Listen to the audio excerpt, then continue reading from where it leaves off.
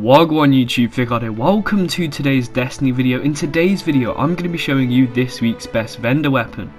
Now just before we jump in, if you do like this video, find it enjoyable anyway, positive rating is always appreciated, and obviously subscribe for more. But anyway, get over to Jalal, the Dead Orbit vendor, and have a quick look at the Extremophile 011. So let's take a look at these perks. So the sights first off, we have the OEG sight, Quick Draw IS sight, and the MD reflex. And then the perks are high caliber rounds, hip fire, spray and play, perfect balance, and finally counterbalance. Now these stability perks are perfect for this archetype of auto rifle, the sort of high rate of fire, low impact, the all over the place stability. But a perk I'd use for PvE would be hip fire, and the perk I'd use for PvP would be high caliber rounds, and I would use the quick draw IS scope or the MD reflex. But anyway, let's see how it actually performs.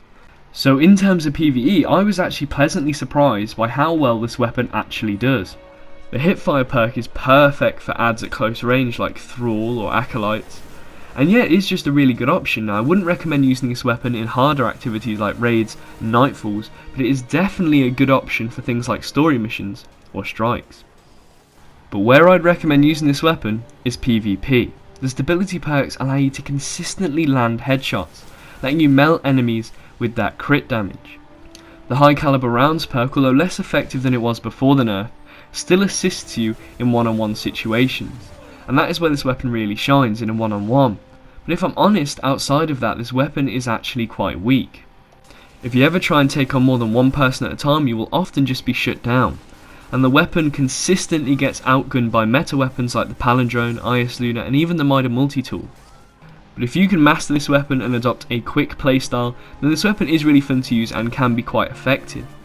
But if I'm honest, this weapon just isn't good enough for me to go and recommend you buy it straight away.